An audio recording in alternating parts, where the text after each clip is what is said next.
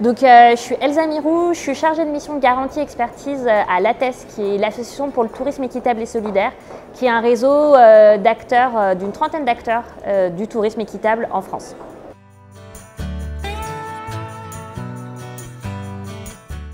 Donc oui, le tourisme vit sa métamorphose depuis un petit peu plus avant que 2023, heureusement. On a une réflexion de plus en plus importante sur ce sujet. Ce qui, moi, je trouve intéressant avec les Printemps du tourisme et le thème de cette année choisi par Anjou Tourisme, c'est que c'est vraiment porté par de plus en plus de territoires français à petite et grande échelle. On le voit en Anjou, on le voit nous à travers notre travail d'accompagnement de territoire en Bretagne, en Auvergne-Rhône-Alpes, en Occitanie, d'autres régions. Donc la métamorphose du tourisme en France en faveur du tourisme durable est de plus en plus importante et on ne peut que l'encourager.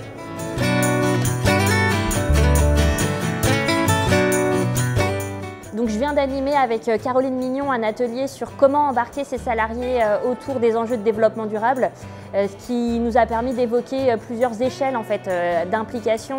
Embarquer ses salariés dans le développement durable, ce n'est pas obligé d'être une énorme révolution. On peut commencer par des choses assez simples avec des actions de sensibilisation pour commencer et on peut aller jusqu'à des démarches d'entreprise de fonds comme le fonds des structures qui vont vers le label tourisme équitable que l'on porte au sein de l'ATES, mais comme le fait aussi Anjou Tourisme avec le label engagé RSE. Donc voilà, on a eu beaucoup d'échanges de la salle, des bonnes pratiques, des expériences qui est assez encourageant, c'est qu'on voit que beaucoup d'acteurs touristiques du territoire se bougent, ont des réflexions de fond sur l'embarquement des salariés et sur le développement durable.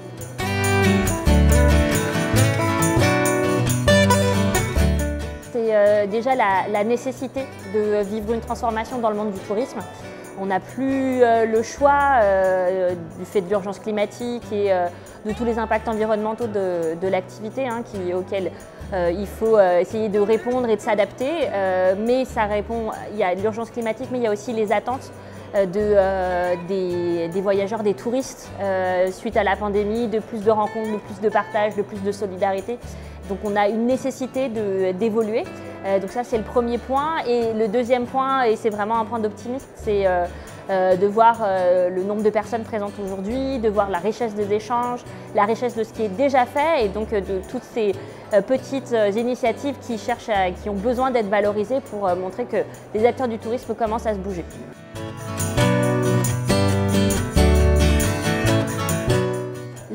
Trois mots pour résumer le printemps du tourisme. Le premier mot, ça serait nécessaire d'échanger, de se rencontrer sur ces thématiques-là. On a été, on va dire, confinés trop longtemps, on n'a pas pu assez échanger entre professionnels, donc nécessaire. Le deuxième point, c'est innovation. Moi, je parlerai plus d'innovation sociale. On voit tout ce que les acteurs touristiques mettent en place. Il y a évidemment tout ce qui est technologique, mais aussi innovation sociale. Et dialogue, on voit qu'il y a plein d'acteurs différents qui sont présents aujourd'hui. Donc, plein de personnes qui dialoguent entre elles.